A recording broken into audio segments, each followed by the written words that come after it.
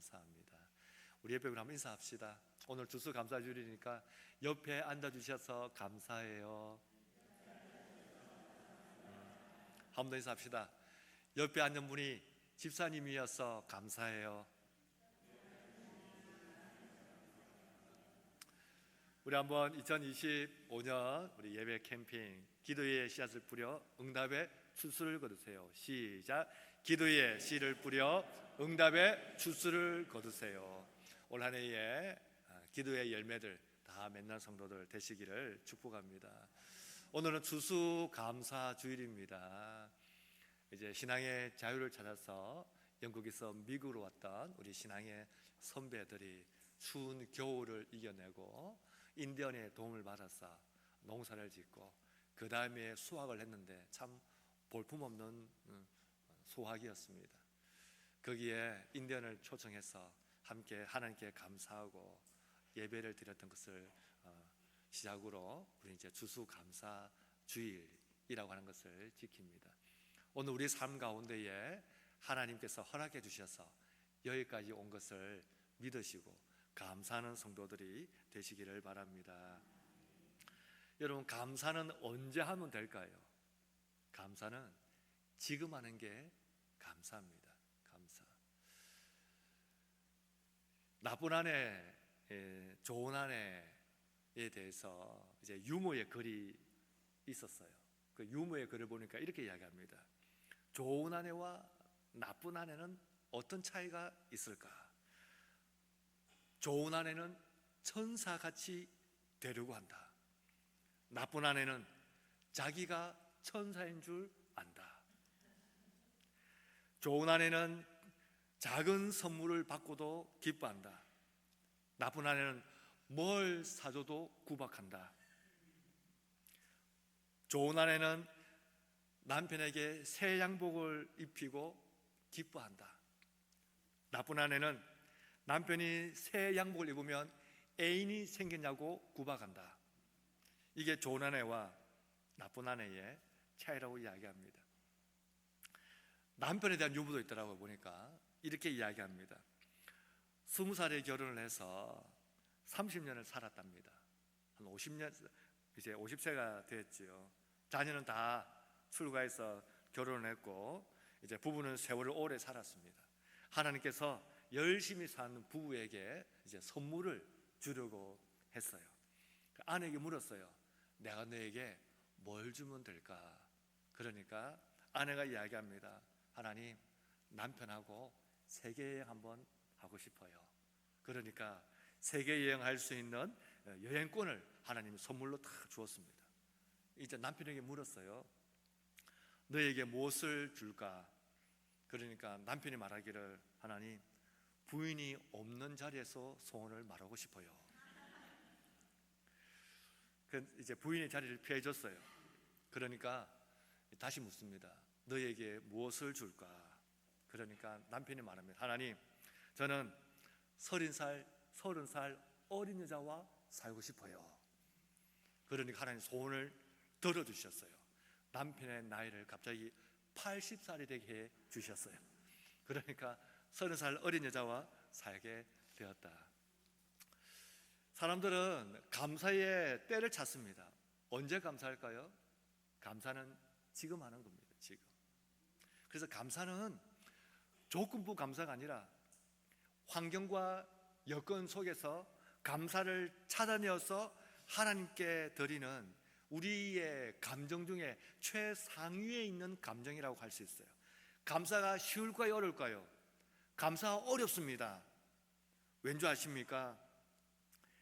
예수님께 이 치료받은 사람들이 있습니다. 나병 환자들 10명이 치료받았지만 돌아와서 감사한 것은 한 명만 감사했어요. 감사는 10% 정도 남짓됩니다. 우리에게 주신 것 하나님께 감사하는 성도들 되시기를 바랍니다. 사람들은 생각하기를 행복을 위해서 뭘 준비해야 된다고 생각해요. 행복, 이것을 잘 준비하면 행복할 수 있을 거야. 행복도 마찬가지 아닙니까?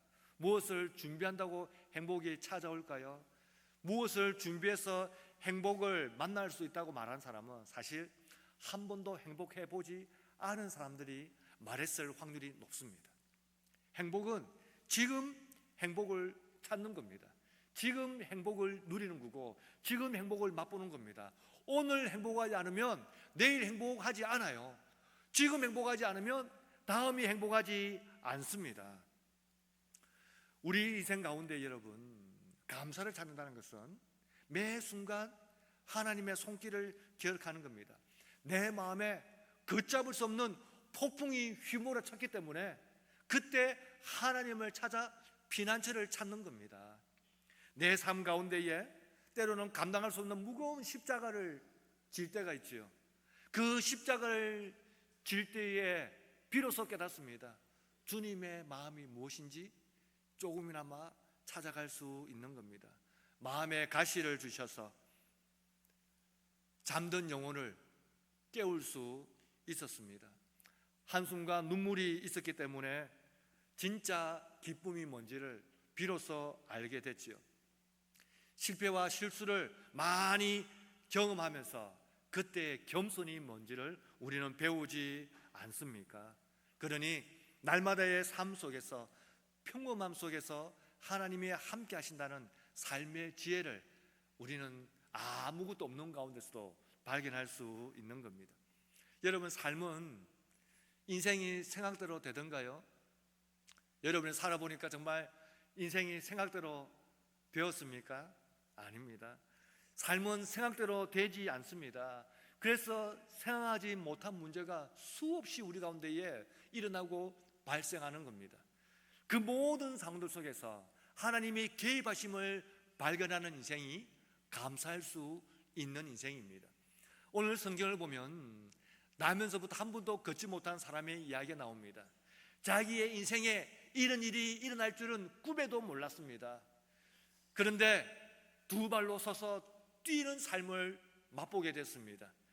그때 그 사람에서 입에서 터진 것은 감사였습니다. 감사. 그렇구나, 내 삶에 이런 날이 오는구나, 하나님께 감사하자. 인생은 그래서 고민하지 말고 고백할 때 인생이 풀리기를 시작하는 겁니다. 오늘 우리는 고민 대신 고백하자는 주제를 가지고 세 번째 시간을 가지려고 해요. 고민 대신 고백하는 삶, 그건 내 아픔을 숨기는 대신 슬픔을 기꺼이 주님께 내놓을 수 있으면 고민하지 않고 고백하는 겁니다. 현대인들은 아픔을 숨깁니다. 괜찮은 척, 괜찮은 척, 안 아픈 척, 별일이 없는 것처럼, 다 지나간 것처럼, 덤덤한 것처럼, 아닌 것처럼. 그런데 숨긴다고 해결되지 않습니다. 그걸 하나님께 내놓을 때에 그때의 문제가 해결되는 겁니다. 1절을 보면 제9시 기도 시간에 베드로와 요한이 성전에 올라갈 때 나면서 못 걷게 된 이를 사람들이 메고 오니 이는 성전에 들어가는 사람들에게 구걸하기 위하여 날마다 미문이라는 성전문에 두는 자라. 한 사람이 등장합니다. 나중에 뒤를 보면 나이는 40세쯤 되었다라고 이야기합니다. 나면서 한 번도 걸어보지 못했습니다. 태생적인 한계, 선천적인 장애를 가지고 태어났습니다. 이 사람의 삶은 타인에 의해서 계속 이어지는 삶이었습니다. 내가 걷지 못하니까 사람들이 메고 옵니다. 내가 할 수 있는 것은 구걸입니다. 사람들은 나를 성전 여러 입구 가운데에 미문이라는 자리에 나를 놓아둡니다. 내 스스로 무엇을 선택할 수가 없습니다. 다른 사람에 의해서 내 삶이 결정되는 삶을 삽니다. 누군가의 도움이 아니면 나는 살 수가 없습니다. 저는 이 본문을 읽으면서 제일 슬픈 한 단어가 눈에 띄었습니다. 그 단어가 뭔지 아십니까? 2절 마지막에 두는 자라 라는 단어입니다. 두다, 지정하여 두다는 뜻입니다. 성전 미문에 이 사람의 지정석이 있었습니다. 지정석. 늘 메고 오면 이 자리는 이 사람이 앉는 거야. 언제부턴가 시간이 지나면서 구걸하는 여러 사람들이 모여 있겠지만 그 중에 제일 사람들 눈에 잘 띄고 출입하는 사람들이 많은 자리, 제일 구걸하기 좋은 자리, 그 자리가 이 사람의 지정석이 되었습니다. 그러니 사람들은 기계적으로 언제나 이 사람은 여기다 두면 되는 거였습니다. 더 슬픈 일이 뭔지 아십니까? 이 사람 역시 이 자리는 내 자리라고 받아들이는 겁니다.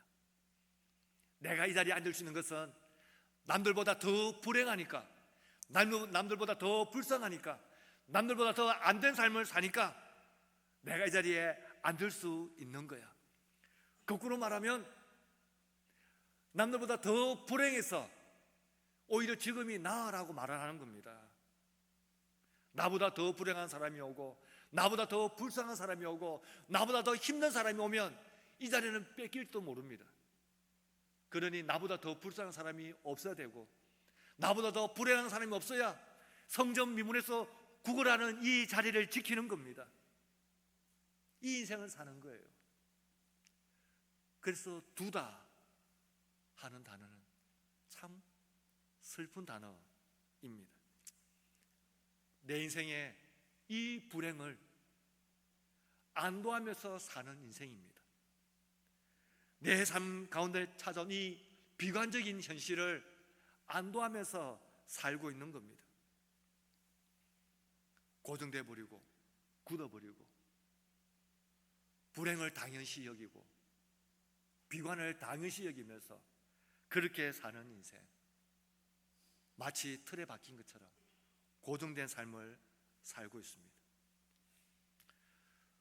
오늘 우리의 삶을 곰곰이 되돌아보면 우리는 모양만 다를 뿐 비슷하게 어느 한 상황에 놓여지는 삶을 살고 있지 않나 싶습니다.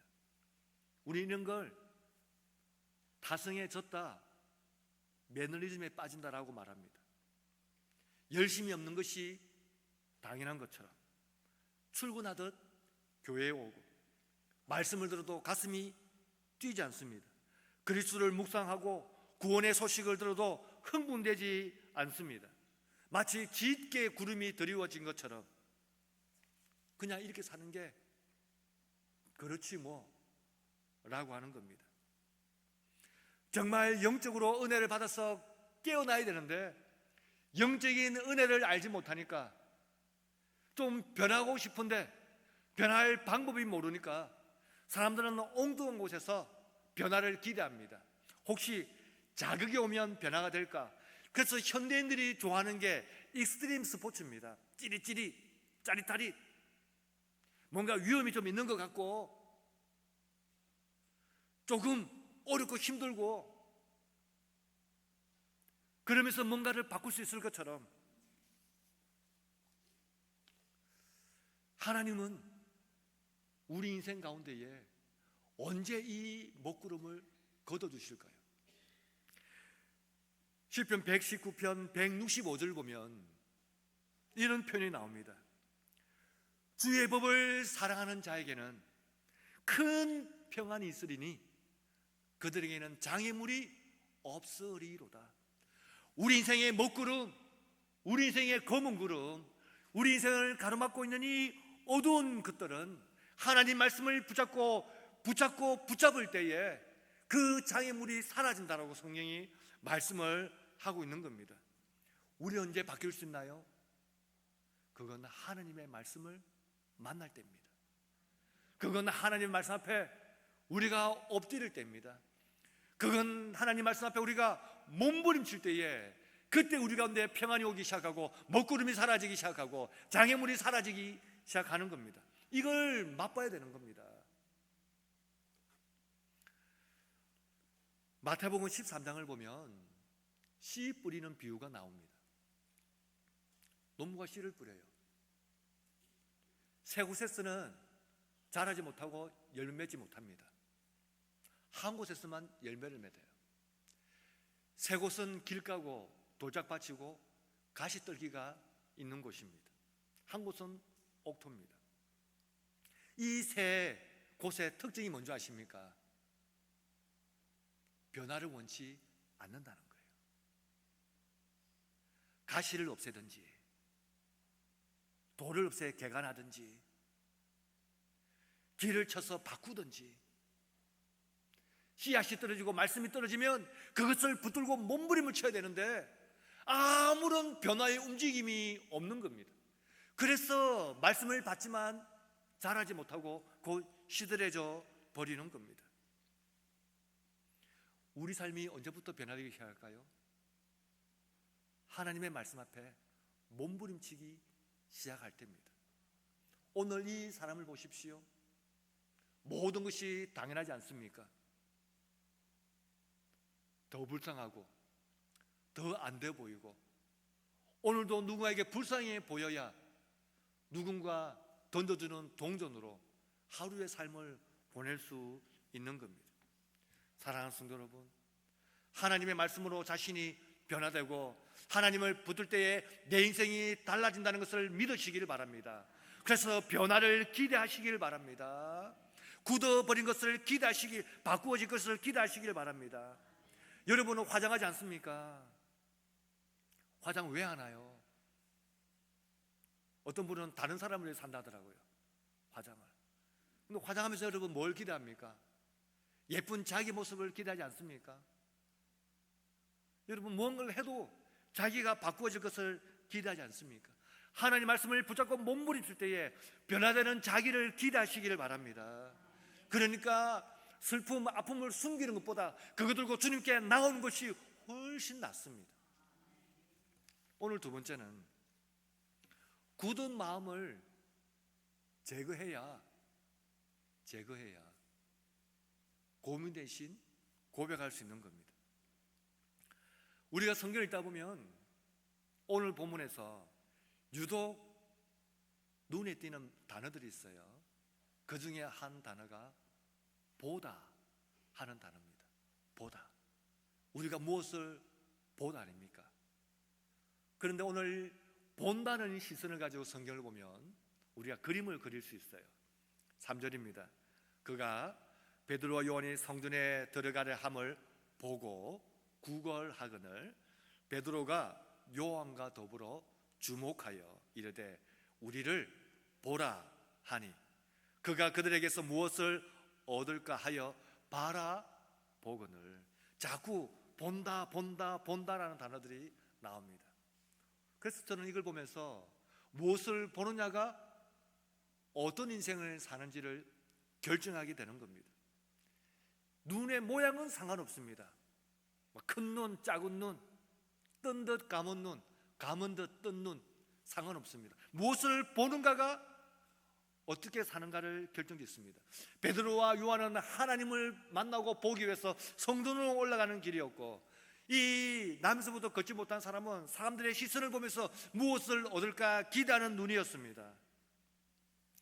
같은 공간에 있는 사람들이지만 무엇을 보는가가 전혀 다른 삶이었습니다. 아마도 이 사람은 사람들 보면서 할 수 있으면 많은 사람들과 눈을 마주치려고 했을 겁니다. 그러다가 좀 눈동자가 움직이는 사람이 있으면 집중적으로 보면서 좀 자기의 불쌍한 것을 드러내면서 구걸하라고 말할 겁니다. 그 중에 베드로와 요한이 이 사람들과 눈이 마주쳤습니다. 4절에 보면 주목하여 이야기합니다. 주목하여라는 말은 뚫어지게 응시했다는 말입니다. 멋진 말 아닙니까? 무엇을 구걸해서 수많은 사람들과 빠르게 눈이 마주치면서 조금이라도 더 구걸하기 위해서 눈동자가 그렇게 쉼없이 움직이는 사람을 향해서 베드로 요한이 그 사람을 뚫어지게 보기 시작합니다. 마치 눈이 말을 하는 것처럼 뚫어지게 바라봅니다. 당신의 미래는 구걸통에 있지 않습니다. 당신의 미래는 가장 불쌍하게 보여서 구걸을 받을 수 있는 성전 미문 이 자리가 아닙니다. 당신의 미래는 불쌍해 보여서 누군가의 도움을 받아 살 수 있는 그것으로 미래가 아닙니다. 당신은 가장 중요한 것을 놓치고 있습니다. 당신의 미래는 그분 안에 있습니다. 이걸 가지고 눈이 말을 하는 겁니다. 마치 이글거리는 눈처럼 두 사람의 눈이 이 구걸하는 사람에게 내리 꽂히고 있었습니다. 뚫어지게 봅니다.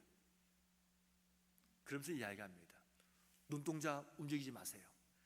지나가는 수많은 사람 보지 마세요. 부자라고 뚫어지게 더 관심 가지지 마세요. 누가 돈을 더 줄까 거기에 손을 보지 마세요. 당신의 미래가 있습니다. 우리를 보세요. 주목하여 이르되 우리를 보라. 우리를 보라. 우리를 보라. 당신의 미래는 구걸하는 깡통이 있지 않습니다. 당신의 미래는 불쌍한 표정을 지으며 수많은 사람들에게, 이 중에 구걸하는 수많은 사람 중에 제일 불쌍하게 보여서 동전을 던져주어서 그것으로 받는 삶이 아닙니다. 통이 아무리 많이 차도, 아무리 많은 사람이 불쌍해 보여서 구걸을 해 주어도, 아무리 오랫동안 이 자리에 앉아 있어도 당신의 미래는 여기서 결정되지 않습니다. 당신의 미래는 예수 안에 있습니다. 굳은 마음을 벗기는 겁니다. 굳은 마음을. 그래서 말합니다. 6절 베드로가 이르되 은과 금은, 다음 읽을까요? 시작. 은과 금은 내게 없거니와 내게 있는 것으로 내게 주노니 나사렛 예수 그리스도의 이름으로 일어나 걸어라 하고 오른손을 잡아 당깁니다. 사랑하는 성도 여러분, 한 번도 듣지 못한 말입니다. 그 누구도 가능성을 말하지 않았습니다. 그 누구도 기대하지 않습니다. 이렇게 사는 게 너무 당연했습니다. 그런데 한 사람이 이야기합니다. 내 미래를 이야기합니다. 붙박이처럼 여기에 두는 인생, 붙박이처럼 모든 불쌍한 사람 중에 제일 불쌍해서 언제나 고정 속에 두는 내 인생인데 그것을 걷어버리고 새로운 인생을, 미래를 주겠다고 이야기합니다. 그 미래는 나사렛 예수 그리스도 안에 있는 인생이었습니다. 사랑하는 성도 여러분, 무엇을 보는가가 우리의 인생 미래를 결정합니다. 누가복음 4장을 보면 예수님께서 많은 사람 앞에서 이사야서의 내용을 읽는 장면이 나옵니다.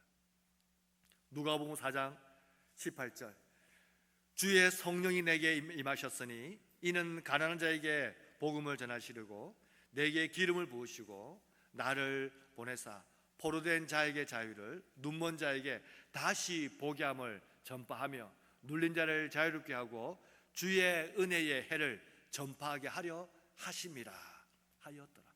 이사야서의 말씀을 쭉 읽으셨습니다. 그리고 사람들에게 이야기합니다. 그 내용을 읽으시고 21절에 이야기합니다. 이에 예수께서 그들에게 말씀하시되 이 글이 오늘 너희 귀에 응하였느니라. 오늘 그 말씀이 너희 가운데 임하였다. 우리의 인생의 미래, 자유와 눈뜬 것과 기쁨과 행복이 어디서 시작됩니까? 그리스도를 만날 때입니다. 그리스도 안에 있을 때 우리의 인생이 비로소 달라지기 시작합니다. 아무리 먹구름이 깊게 와도, 아무리 짙은 안개가 몰려와도 해가 뜨면 사라지는 겁니다. 내 인생에 해가 뜨기를 기대하시기 바랍니다. 하나님의 은혜 해가 뜨기를 기대하시길 바랍니다. 굳은 마음을 믿어야 되는 겁니다. 그냥 그러려니 기쁨이 없는 게 당연하려니, 즐겁지 않은 게 당연하니, 그렇게 늘 마음에 충만이 없는 게 당연한 것처럼 그렇게 여기서는 안 되는 겁니다. 나는 할 수 없지만 하나님은 아십니다. 나는 능력이 없지만 그분은 아시는 겁니다. 나는 모르지만 그분은 아시는 겁니다.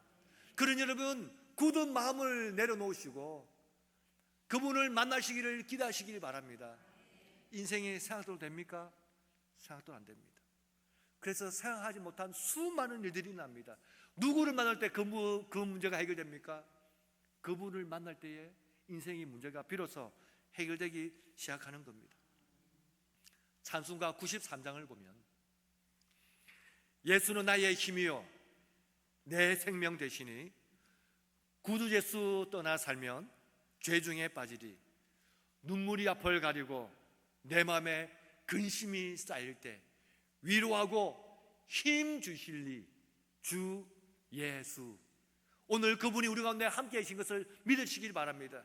오늘 그분이 나에게 찾아오셔서 나에게 손을 내미십니다. 내가 상상할 수 없고 내가 기대할 수 없고 한 번도 생각해보지 않았는데 그분이 손 내미십니다. 일어나라. 내 손만 잡으면 된다. 그분의 손을 잡으시기를 바랍니다. 우리 마음에 있는 굳은 마음들을, 이 굳은 마음들을 밀어내시기 바랍니다. 고민하지 않고 고백한다는 것은 이젠 더 이상 생각하지 않습니다. 생각이 바꾸지 않습니다. 행동이 바꾸는 겁니다. 내 인생 가운데 한 번도 일어나지 않은 일, 한 번도 상상해 보지 않은 일, 한 번도 꿈꾸지 않은 일, 그 일이 내 가운데 일어났습니다. 이건 설명되지 않습니다. 설명이 되지 않습니다. 기적은 합리적이지 않아요. 기적은 논리적이지 않습니다. 여러분 자꾸 기적을 이해하려고 하는데 기적은 이해되는 게 아니에요. 기적은 설명할 수 없는 게 기적이에요. 기적은 과정을 모릅니다. 기적은 결과만 있을 뿐입니다. 오늘 이 사람을 보십시오. 나면서부터 한 번도 걷지 못했습니다. 걸어본 적이 없습니다. 걷는 방법을 모릅니다. 여러분 지금은 우리가 이렇게 두 발로 걷지 않습니까? 두 발로 걸을 수 있는 것은 어릴 때에 3,000번, 4,000번 넘어지면서 균형 감각을 잡아서 겨우 이렇게 걷고 있는 겁니다.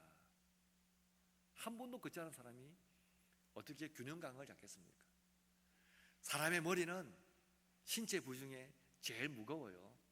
이 머리가 꼭대기에 있으니까 더 중심이 위험하겠지요. 걷는 것 쉽지 않습니다. 이 수많은 설명이 필요가 없습니다. 7절 중간에 발과 발목이 곧 힘을 얻었다. 일어나 걸어갈 때 그가 손을 잡고 일어서려고 할 때에 그때 발과 발목이 힘을 얻었습니다. 하나님이 힘을 주는 겁니다. 뚝뚝뚝뚝 우두둑 뚝뚝뚝뚝 그리고 일어나는 거예요. 놀랍게도 처음 걸음마를 떼는 사람처럼 기우뚱기우뚱 하지 않습니다. 원래 걸었던 것처럼 8절에 뛰어 서서 걸으며 벌쩍벌쩍 뛰는 겁니다. 이게 말이나 됩니까? 안 됩니다. 이게 설명이 됩니까? 안 됩니다. 이게 이해가 되십니까? 안 됩니다. 그러나 하나님이 회복의 은혜를 주셨습니다. 저는 이 뒷구절을 읽으면 이 사람의 평생의 마음에 무엇이 있는가를 알 수 있을 것 같아요. 이 사람은 평생 성전 안으로 들어가 보지 못했습니다. 평생 안에서 찬송의 소리는 들었지만 자기는 장애가 있기 때문에 안으로 들어가지 못했습니다. 성전 입구에서 들어가는 사람들이 불쌍하다 돈 던져주고 나오면서 은혜 받았다고 돈을 던져주는 게 전부였습니다. 오늘 이 사람에게 하나님이 기대하시는 것은 감사였습니다. 감사. 이 사람의 인생을 보십시오. 힘을 얻었습니다. 벌쩍벌쩍 뛰고 걷고 몸을 확인했습니다. 그리고 8절 그들과 함께 성전으로 들어가면서 걷기도 하고 뛰기도 하며 하나님을 찬송하니 오늘 그리스도의 복음이 우리의 삶 가운데 변화를 주셨을 때에 그 변화 가운데 가장 먼저 터져야 될 것은 하나님께 대한 찬양인 것을 기억하시기 바랍니다. 다르게 말하면 감사합니다. 우리 삶에 말씀이 들어오면 반드시 변화가 일어납니다. 수십 년 말씀 들었는데 나는 처음 믿을 때와 지금 똑같다. 그건 말씀으로 변화되지 못한 겁니다. 말씀이 우리 심령에 들어오면 사람은 반드시 변합니다. 반드시 변합니다. 주님은 그 변화를 사람들에게 알리기를 원하십니다. 변화된 사람을 본 사람들의 반응을 보십시오. 9절 10절입니다. 모든 백성이 그 걷는 것과 하나님을 찬송함을 보고 그가 본래 성전 미문에 앉아 구걸하던 사람인 줄 알고 그에게 일어난 일로 인하여 심히 놀랍게 여기며 놀라니라. 한 번도 걷지 못했습니다. 한 번도 뛰지 못했습니다. 한 번도 상상하지 못했습니다. 내 인생에 이런 날이 올 줄은 꿈에도 몰랐습니다. 그런데 회복이 되었을 때에 제일 먼저 한 일은 하나님을 예배하는 일, 제일 먼저 한 일은 하나님을 찬송하는 일, 제일 먼저 한 일은 많은 사람들에게 자신의 변화를 보여주는 일이었습니다. 저는 오늘 이 성경을 보면서 1절부터 10절까지 기적의 이야기를 보면서 저에게 오늘 이 40분이나 시간 동안 설교하면서 이 설교를 단 한 문장으로 바꾸라고 한다면 저는 이렇게 말하고 싶습니다. 삶은 재능으로 사는 것이 아니라 은혜로 사는 겁니다. 내가 뭘 할 줄 안다고, 내가 돈을 좀 번다고, 내가 뭐 좀 있다고 그렇게 사는 건 아닙니다. 삶은 은혜로 사는 거예요. 그걸 알아야 하나님을 감사할 수 있는 겁니다. 말씀을 정리합니다. 주님이 우리에게 기다리는 게 뭘까요? 한 번도 상상해 보지 않은 일, 그 일 앞에서 주님이 원하시는 것은 말씀으로 변화되는 삶을 원하십니다.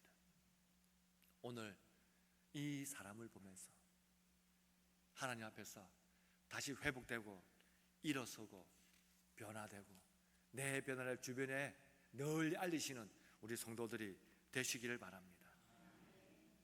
인생은, 삶은, 또 내일 하루는 우리의 능력으로 사는 것, 우리의 재능으로 사는 것이 아니라 주의 은혜로 하루를 산다는 것을 기억하고 그 순간순간마다 감사하면서 이 한 주간을 보내시는 모든 주의 종들이 다 되시기를 축복합니다. 여러분, 하나님께 기도합시다. 먼저는 하나님께 감사합시다. 여기까지 인도해 주셔서 하나님 감사합니다. 내 인생의 주인 되신 그분께서 나와 함께 하심을 감사합니다. 내 남은 삶도 하나님 함께 주시옵소서. 자신의 믿음을 놓고 우리 주여 모여 주 하나님께 기도하겠습니다. 주여, 하나님 아버지, 우리의 인생은 재능으로 사는 것도 능력으로 사는 것도 아닌 하나님 은혜로 사는 것을 비로소 깨닫습니다. 하나님 아버지, 우리 인생에 짙은 먹구름이 몰려올 때에 그것을 숨기려 하는 것이 아니라 아픔을 숨기려지 않고 기꺼이 슬픔을 주님께 내놓는 삶을 살기를 원합니다. 예수 그리스도의 복음이 내 인생을 일으키고 다시 회복되는 것을 알게 하여 주시고 오늘 나를 붙잡으시고 인도해 주신 이 놀라운 축복의 삶을 증가하는 삶을 살게 하여 주옵소서. 우리 가운데 역사하시고 인도하시고 함께 주시옵소서. 살아계신 하나님, 기꺼이 주님 앞에 한 걸음 나아가는 우리가 되기를 원합니다. 추수감사주를 맞이하여 감사의 마음을 주님께 드리고 내 인생의 삶을 감사하여 드리는 모든 헌신과 섬김과 물질 위에 하나님 은혜 베풀어 주시옵소서. 주와 동행하는 이 한 주간 하루가 되게 주옵소서. 침상에서 주의 긍휼을 드리기를 원하는 성도들이 있으니 그곳 위에도 함께하여 주시고 회복과 나음을 위해서 기도하는 성도들의 간구 위에도 은혜를 더하여 주시옵소서. 특별히 이 예배 가운데에 육신의 회복을 위해서 기도하는 성도가 있습니다. 김현주 성도를 주께서 기억하시고 은혜를 베푸시고 성령으로 치료하여 주셔서 나사렛 예수 그리스도의 이름으로 일어나 걸어라 할 때에 아멘하며 하나님의 성령의 치유의 은혜와 역사를 맛보게 하여 주옵소서. 함께하는 성도들의 삶 위에도 은혜를 더하여 주옵소서. 예수님의 이름으로 기도드립니다. 아멘.